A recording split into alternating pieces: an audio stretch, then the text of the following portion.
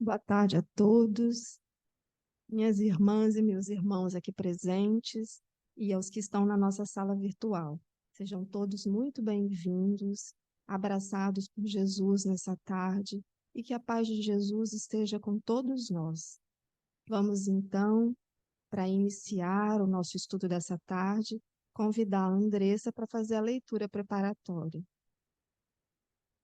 Bom, a nossa lição de hoje vai ser do livro Fonte Viva, Psicografia de Chico Xavier, pelo Espírito Emmanuel. O capítulo é o 141, Renova-te sempre. Está em Coríntios, capítulo 4, versículo 16. Paulo nos diz: ainda que o homem exterior se corrompa, o interior, contudo, se renova dia a dia. Cada dia tem a sua lição. Cada experiência deixa o valor que lhe corresponde. Cada problema obedece a determinado objetivo. Há criaturas que, torturadas por temores contraproducentes, proclamam a inconformação que as possui à frente da enfermidade ou da pobreza, da ilusão ou da velhice. Não faltam no quadro da luta cotidiana os que fogem espetacularmente dos deveres que lhes cabem, procurando na desistência do bom combate e no gradual acordo com a morte a paz que não podem encontrar.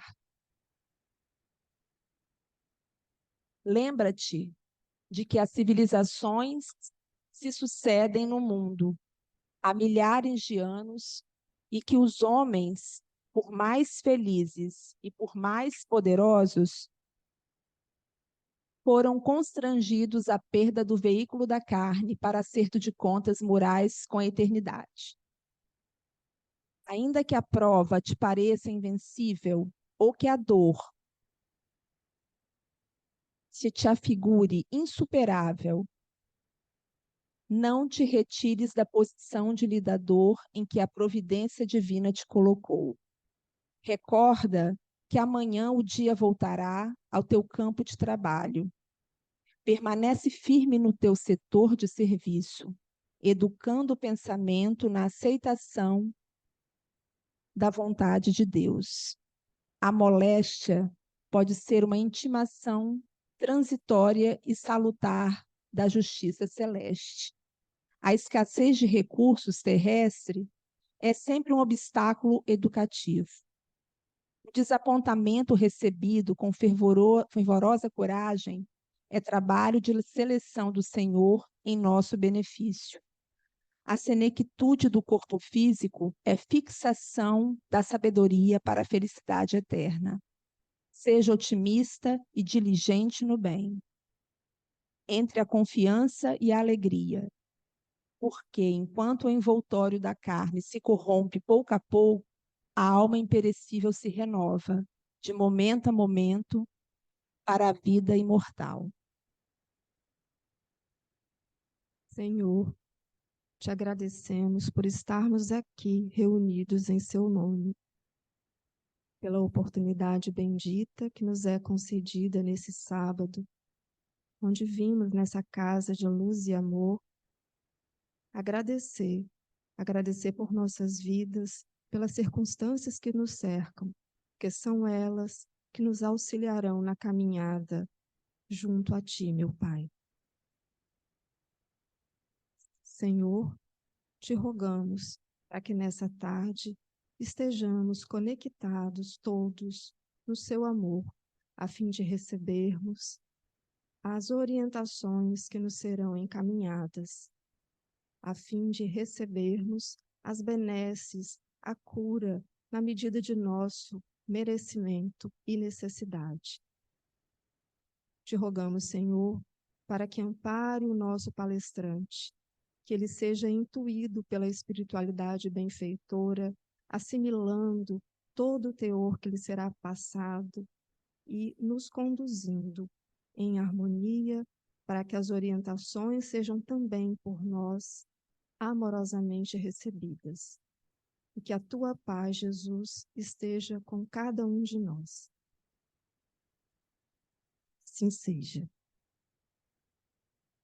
Nossa palestrante, né, a Sâmara, que faria a palestra para nós do planejamento reencarnatório, ela sofreu um acidente de trajeto vindo para cá, está bem, mas para que a família, né, que vinha com ela, a filha, o esposo, vamos fazer uma prece em nossos corações, em nossos pensamentos, a fim de que ela receba o nosso carinho e todo o amor, para que se recuperem bem e breve. Então, meus irmãos, vamos agora, né, apresentar o Marcelo, que gentilmente vai nos orientar no estudo dessa tarde, e aí ele vai apresentar um tema que até tem um link com o tema que a Sâmara faria para nós, que é gestação, sublime intercâmbio. Olha que lindo, né? Então, Marcelo, a palavra é sua, fica bem à vontade. Boa tarde a todos, companheiros, companheiras de caminhada espírita.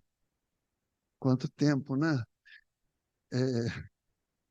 Estou bem assustado, mas quando a gente carrega uma casa sobre a rocha, a gente não recua. E eu conto com as melhores vibrações de todos vocês para que todos nós possamos chegar a um bom termo na tarde de hoje, em um tema palpitante que fala sobre família.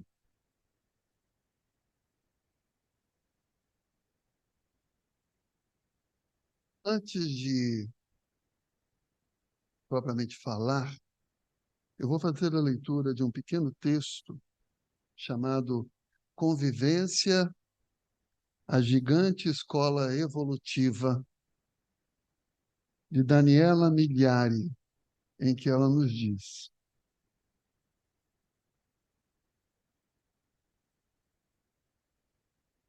Narizes do mundo, torcei-vos diante do título deste texto.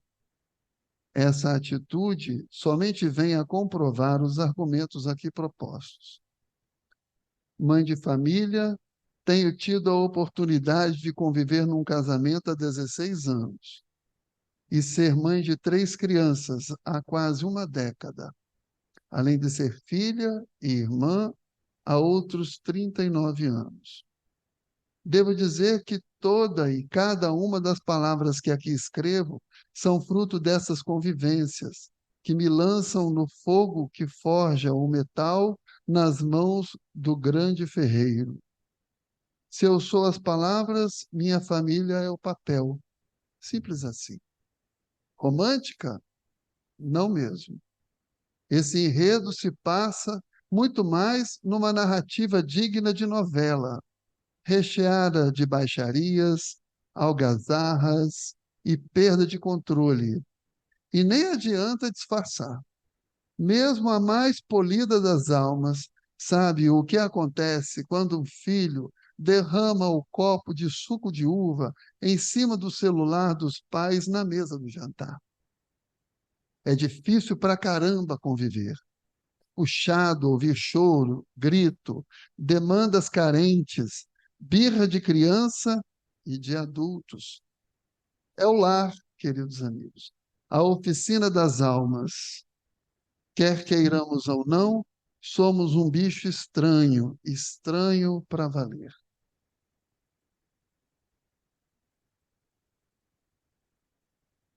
Antes do advento do Espiritismo, a visão de vida era do útero ao túmulo, em promessas indébitas de uma eternidade celeste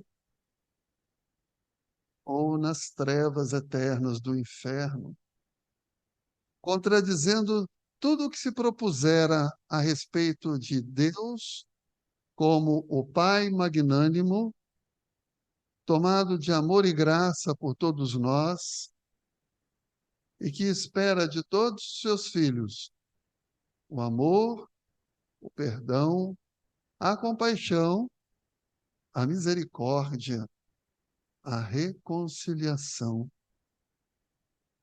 que são atributos da boa nova trazidas por Jesus. E envolvida por essas informações, por essas construções de controle social, a família veio, ao longo da história, se adequando aos seus interesses externos e pouco internos, demandando culturas ou transbordando pensamentos equivocados, alguns bem conservadores, outros excessivos, muitos tropeços, mas tudo em nome do amor.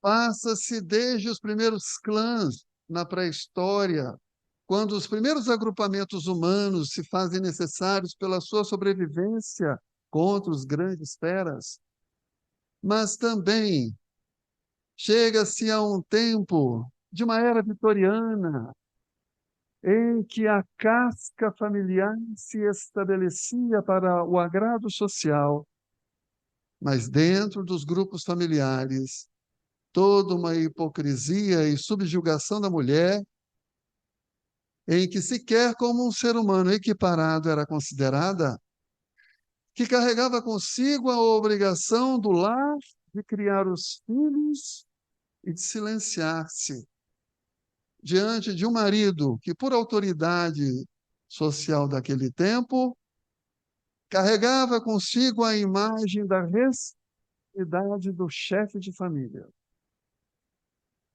Mas que nas penumbras do dia a dia era livre para fazer coisas de homem. E com o tempo, o pensamento evolui cada vez mais. E chegamos à luta da mulher por sua equiparação em direitos e deveres com o homem, que cada vez mais avança no tempo, no pensamento, no comportamento humano, na perspectiva de encontrar igualdade dos dois seres, dos dois gêneros, como sujeitos sociais de criação, cocriação, de transformação, especialmente numa proposta de transição planetária em que nos encontramos, em que todos nós, com licença de expressão, nos borramos de medo de sermos expulsos da Terra. Acontece que toda essa gritaria que a história veio construindo, que passou também pela década de 60, em que o feminismo ganha força, em que muitos jovens começam a se defrontar com aquilo que não queriam mais do que se estabelecia, pelos excessos, pelos exageros, que fazem parte do crescimento humano. Olhem nossos filhos, quantos excessos, exageros para se encontrarem no contexto social da sua maturação. Chega-se a época dos grandes festivais, sexo, drogas e rock and roll, e mais uma geração se envolve com aquela perspectiva libertária que, na verdade, se perdeu na sua própria liberdade. E encontra, ao final da década de 70, década de 80, o amargo regresso para casa, convivendo com a dor e o desespero agora da AIDS. A AIDS, que naquele tempo era chamada de câncer gay, e que, na verdade, era muito mais do que isso. Era o efeito de uma causa excessivamente aplicada, necessária de Jesus, a necessidade de Cristo, mas ai daquele por quem ele vier. Volta-se o movimento para casa, na recuperação da família. E chegamos, então, na Quixute, Conga e Bamba. Nós, da década de 80, que são aqueles que foram criados por outros que vieram dos 50 e dos 60, com os conflitos existenciais que aquelas décadas carregavam, para o mundo com os braços levantados e ralarmos de verdade, para então entregarmos às próximas gerações um novo mundo, uma nova proposta, um novo comportamento. E quantos de nós erramos? Mas tudo em nome do amor. Porque é o amor que nos envolve, é o amor que nos movimenta, ainda que não nele. É ele que nos cerca, é ele que nos protege, é ele que nos empurra, é ele que muitas vezes achamos que nos pune e que, na verdade, está para nos forjar, um dia de cada vez, trabalhadores da família universal. E toda troca feita é dizer que em 1857, se não errei o ano, luz sobre a terra para anunciar não há um início do útero ou final no túmulo, que mais o céu eterno ou o inferno incandescente. Existe o Espírito. O Espírito que transcende eras, que transcende tempos, e a cada instante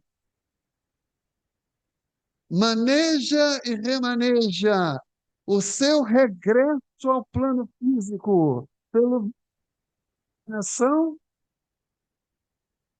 e necessariamente haverá de passar por todo o seu espelho da alma, justamente os seus haveres e deveres consigo mesmo, porque, como já conversamos, culpa não há, débitos com os outros também não, apenas é um trabalho pessoal de evolução e aprendizado. A partir desse instante, ele então planeja o plano físico e traça planejamento reencarnatório.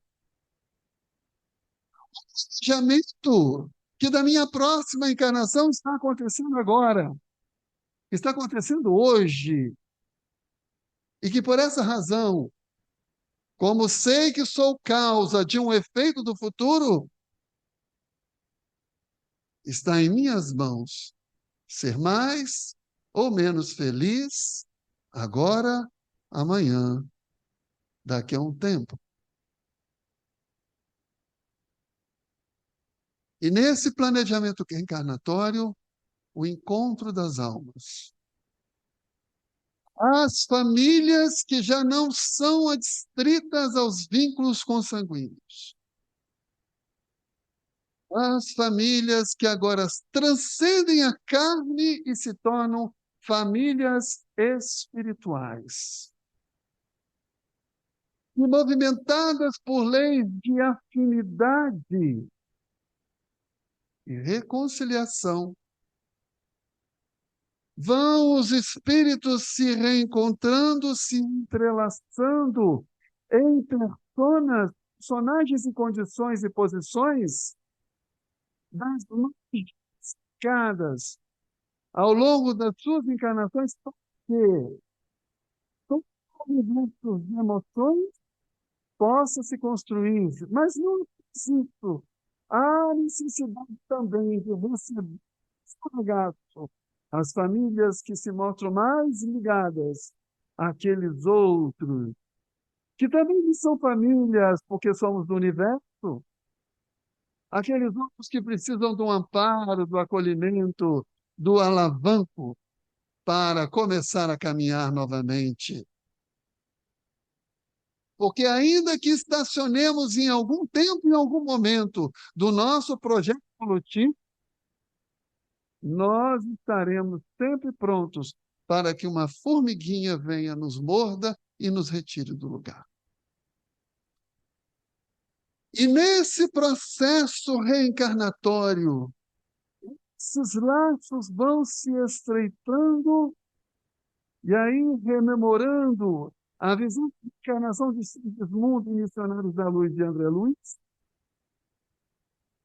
se inicia na aproximação dos próprios espíritos encarnados e futuros pais, com quem estão comprometidos, compromissados por haveres ou deveres, não uns com os outros, mas consigo mesmo, na reconstrução das relações humanas e amorosas, da amorosidade que nos falta. O problema não é o outro não me amar, o problema é eu não amar. O problema não é o outro ser meu inimigo, é eu ser o inimigo. Uma vez que trabalhado esse raciocínio, tudo se simplifica um pouco mais. E esse espírito sofre esse processo de redução perispiritual. Veste a condição do gameta, o perispírito. E no momento da cópula do casal, milhões de espermatozoides são lançados no colo uterino, mas apenas aquele assim um código genético exato para o programa traçado daquele que vem, é que vai vencer. E será aleatória essa vitória? Não, os espíritos construtores estarão ali inserindo o fluido vital, Jesus, dando para que ele chegue lá. Existe um projeto em construção. Isso é maravilhoso. E acopla-se o espírito reencarnante principalmente de sua futura mãe. Como então uma verdadeira simbiose energética e magnética entre os dois, para que a vida encarnatória mais uma vez floresça e mais uma trajetória comece. Mas os vínculos já existem, os vínculos já estão ali. O balançar da barriga, o chute, o aumento, a gestação. Em que a mulher, inclusive, embora muitos digam que esses comentários sejam preconceituosos, mas em que a mulher se torna mulher, porque a maternidade toma o seu ser, que já é o espírito encarnado, mulher. São características psicoafetivas, femininas, e que não demerecem ninguém, pelo contrário.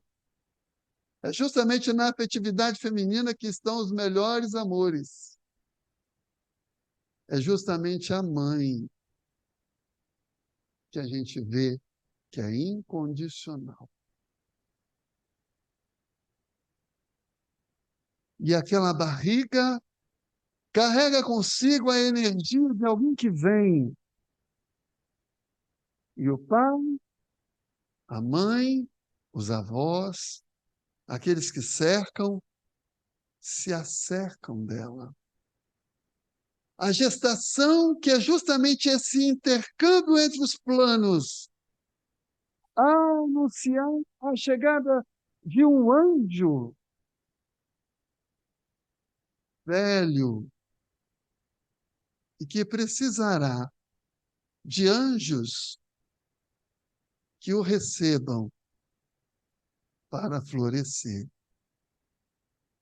E ele vem lindo, aquele sorriso gostoso do neném.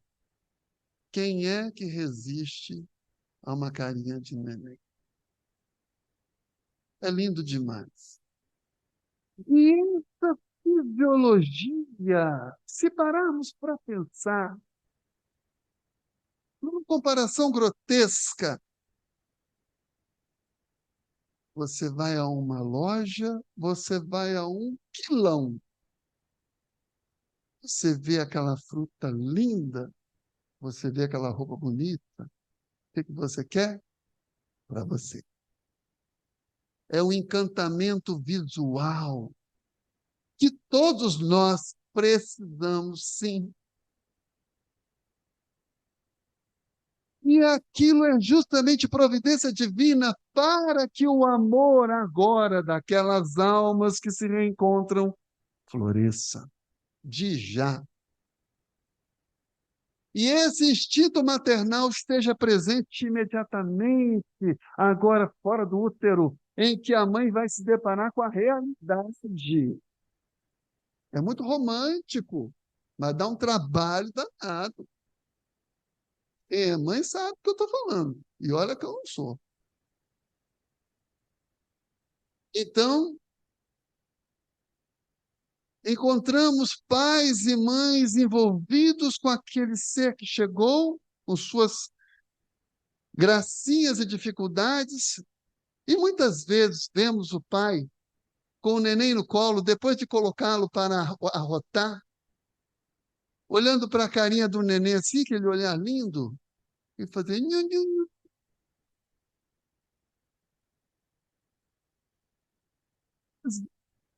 Particularizando aquela relação que, na verdade, é um encontro psicoemocional, é uma construção psicoafetiva que será fundamental em dores terríveis que estão previstas adiante.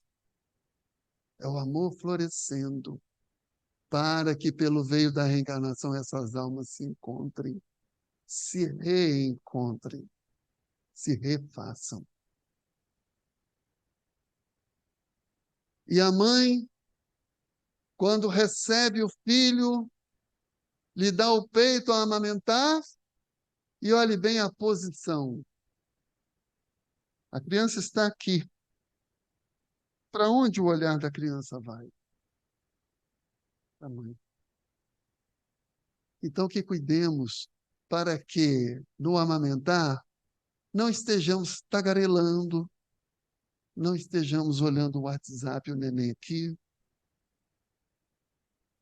não estejamos ouvindo coisas excessivas, porque o ouvido da criança é sensível. É um ser ainda em formação. E diga para ele: meu filho, que bom que você está aqui. Seja bem-vindo, nós te amamos. Mas o tempo vai passando, a criança vai crescendo, e até os 6 anos e meio, 7, ela completa mais de 95% da sua formação neuronal. E, coincidentemente, é nessa época que a reencarnação se efetiva por completo. Porque até ali, ele ainda carregará muitas reminiscências de tempos passados, lembranças, que só a reencarnação vai explicar. E nós vamos perceber que quanto mais autonomia essa criança vai alcançando, esse filho vai alcançando, mais vamos sentindo que perdemos ele de nossas mãos. Muitos falam da síndrome do ninho vazio e debitam essa sensação quando o filho vai embora fazer faculdade, quando o filho vai trabalhar fora, resolve morar fora, quando casa, né? Quem casa filho, então, tem mania de falar que quem casa um filho perde um filho, quem casa uma filha ganha um filho. Ditos populares, quando, na verdade, se nós pararmos para pensar, o ninho começa a esvaziar quando ele nasce. Porque as autonomias vão chegando, que é inerente ao crescimento. Chega um tempo que você escova os dentes dele, de repente ele pega a escova e faz, do jeito doido dele, mas ele faz. E você vai percebendo que você não vai dar mais banho nele, e que agora ele começa a encostar a porta do banheiro. E daqui a pouco ele não quer que você leve até a porta da escola. Não, fica lá na esquina e você fica lá, vigiando para ver se ele vai entrar direitinho. Autonomias que demandam, aí na visão de Alberto Almeida, uma atualização da imagem. O amor floresce cada vez mais, mas se não houver a atualização da imagem dos filhos pelos pais e dos pais pelos filhos, fica mais complicado. Não é possível trabalhar com a criança de 8 anos como se ela estivesse com 4. Ou com o adolescente de 12, como se estivesse com 8. Há necessidade de irmos percebendo esse desenvolvimento, essa necessidade inerente ao espírito reencarnado, espírito velho, que ainda está se mostrando nesse processo de cocriação que são os pais. Há necessidade de olhar para ele. Olhar descompromissado, despretensioso, irresponsável. Não. Não olhar autoritário, opressor. Ai, como a gente controla. Mas sim o olhar da amorosidade traçada numa trilha e não um trilho, para que os valores possam ser e fazer lá adiante as suas escolhas, porque garantias ninguém as tem. Nessa caminhada evolutiva, dessa gestação, gestação de amor nas relações familiares, percebemos em que o adolescente chega e nos apavora. Eu estou quase lá. E já estou apavorado. E aí você percebe que a ave, em plume, vai tocando cada vez mais na borda da ramaria do ninho, doida para pular. E você, aquela águia consciência, cerca de proteção e vai soltando aos poucos. Nessa construção afetiva que começou lá no colo do papai com o neném, da mamãe amamentando,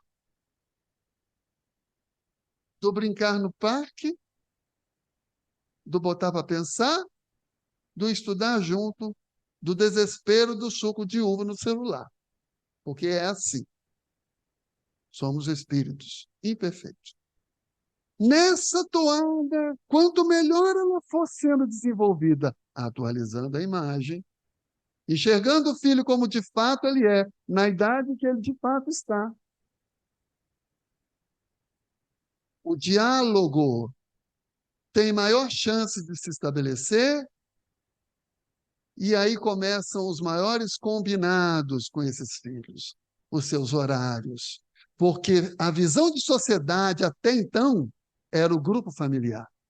Agora a sociedade para o filho são os amigos do bairro, os amigos do colégio, os amigos da casa espírita, os amigos.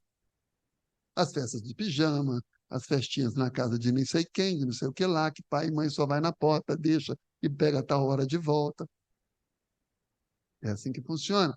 E nessa relação de confiança, de olhar, de amorosidade, de proteção, é que esses horários se estabelecem, com garantia de nada. E aí eu me recordo de uma história contada pelo Alberto, em que o rapaz era um menino exemplar, maravilhoso. Família espírita, Aí as pessoas já pensam, nossa, já está um patamar acima. Sei não, mas família espírita, trabalhador. E aí ele combinava os horários com o pai e com a mãe. Olha, 1h30, você tá... 2h30, pode chegar em casa. Pode chegar 2 horas. Tá, combinado. Deu 2, deu 3, deu 4, deu 5h30 da manhã e nada. E pai e mãe enlouquecidos dentro de casa, porque não sabia onde é que ele estava. Já, já quase amanhecendo o dia, assoviando, né? Pai e mãe querendo matar o menino. O que aconteceu, né? O que aconteceu? Ah, pai, eu conheci uma menina. A gente foi conversando, foi conversando, foi conversando, estava tão bom, estava tão bom. Sim, mas eu não preciso morrer para que você seja feliz. E com aquela menina que ele assoviou chegando em casa, ele seguiu depois assoviando o resto da vida. Era o encontro daquelas almas. Não estou aqui a dizer que toda vez que o filho chegar às 6 da manhã, ele encontrou sua alma gêmea, não. Apenas um exemplo em que as garantias não estarão na marcação do tempo, não estarão no controle ferrenho. E eu sou controlador, sou chato, eu falo com eles, né? Mas sim na confiança, nos valores que foram plantados ali. Você não tem garantia de nada, porque ninguém se garante. Mas você carrega, pai, mãe, atualizando a imagem de seus filhos, a confiança de que co-criou com o seu melhor. E por essa razão, o filho vai para a casa espírita com os pais, ou outras igrejas que seja, pega na mão e leva. Você não pergunta ao filho se ele quer comer, se ele quer ir para a escola, se ele quer tomar banho. Ele tem opções. E pai e mãe carrega o filho para onde ele professa a sua fé. Sim, para que a centelha esteja plantada não apenas no relacionamento social, mas sim no evangelho, que é terapia para todos nós. Senão não estávamos aqui num sábado de sol. E aí eu me recordo de José Raul Teixeira, contado por Alberto Almeida, em que ele estava num congresso no Rio de Janeiro, salvo engano, e conversando com outra pessoa, chegou um camarada para ele e falou assim: Ah, então é você que é o Raul Teixeira? Sim, não, porque eu ouvi tanto falar de André Luiz, e sempre falavam de você. Mais ou menos isso é a história, que eu estou tentando lembrar ela completa. Você acha que eu penso de tudo isso? Raul Teixeira foi se recuando, recuando, até com medo de dizer o que ele achava, porque não sabia o que o rapaz ia fazer. E sabe qual é o meu nome? André Luiz. Acontece que já houve histórias em que filho era levado para a evangelização, era levado para a mocidade, não permaneceu no grupo espírita, porque nós somos escolhas, especialmente o espiritismo, que é uma doutrina de apelo pessoal, não coletivo, é escolha. O rapaz disse: eu pensei em fazer tanta coisa, eu aproveitava, fazia um monte de coisa, mas aí eu me lembrava daquele André Luiz, 8 anos no umbral, e não fazia. Então, na verdade, são realidades que fazem parte da formação psicoemocional dos nossos filhos que nós temos que entregar a eles. Não fossem as lutas que essa geração teve que enfrentar, muitas coisas no mundo não teriam melhorado. A atualização da imagem requer a transferência de todas as suas experiências para os seus filhos, mas ao mesmo tempo, enxergar os seus pais também atualizando a imagem. Se, por um lado, os pais se encontram em determinada época, perguntam uns pelos outros, crianças, como estão? As crianças estão bem. E ele está falando de Galalau de 50, de 40 anos,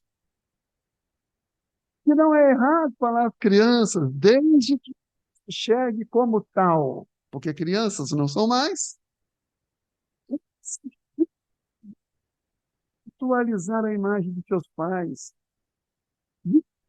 Não aquele de 20 anos de que se pulava nas costas e brincava de cavalinho, mas aquele de 50 que se esforça contra as dores da coluna e outros distúrbios da idade que vai chegando, cujas demandas filiais já não conseguem mais ser atendidas como antes.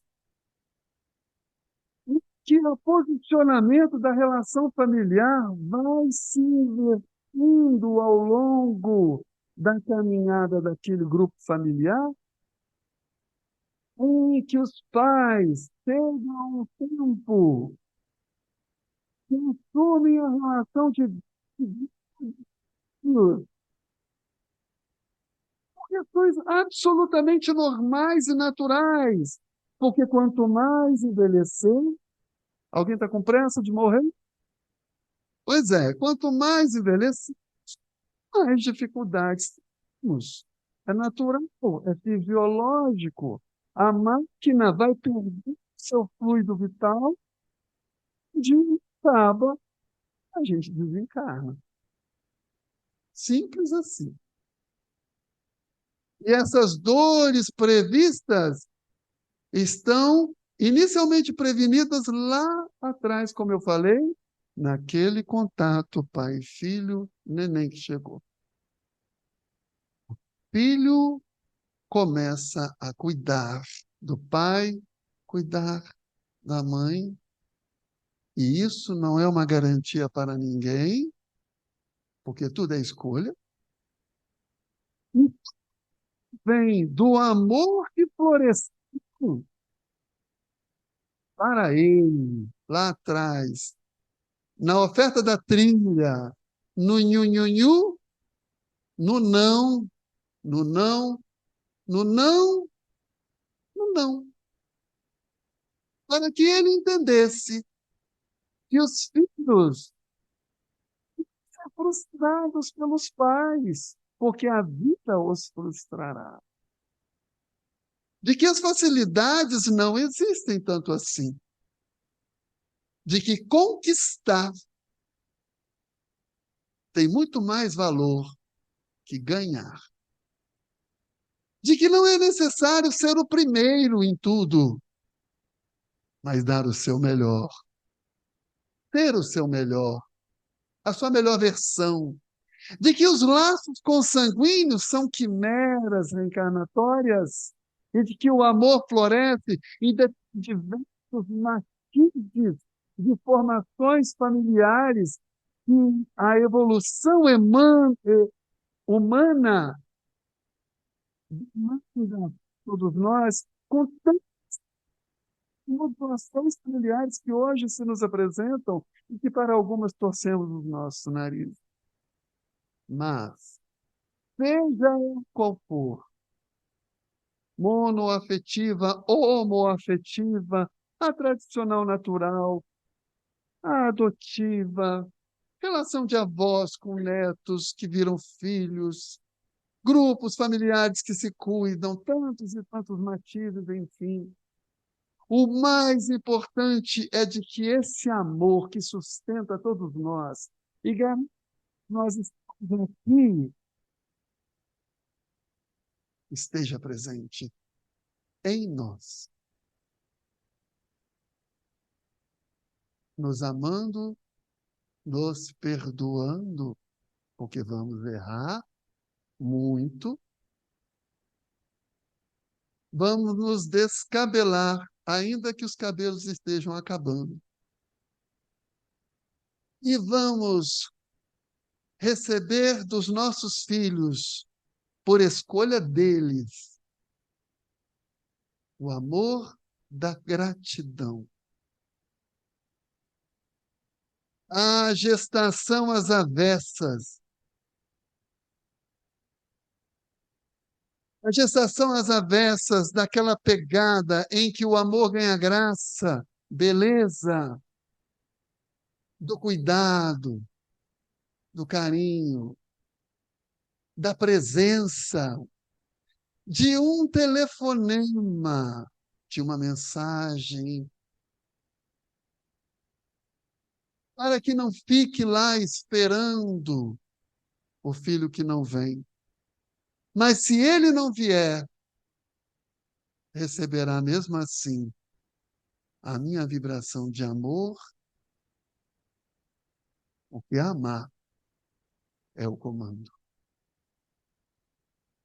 E nesse amor florescido, com graça e beleza, entregarmos os nossos pais nessa gestação às avessas, à desencarnação,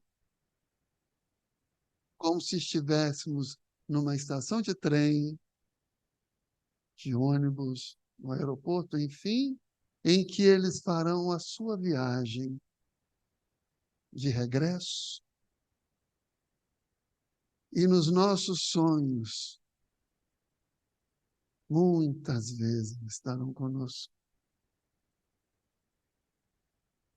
E com a casa sobre a rocha, carregaremos a nossa saudade com a certeza de que vamos nos reencontrar. Família, grande palco das emoções, dos desesperos, dos desmandos, mas inundada pelo amor dos espíritos que mais precisam estar juntos e que se aproximam das mais diversas formas e que, ainda que se afastem em determinado tempo, voltam. Voltam porque somos todos família de Deus. E nesse tempo de florescimento do amor,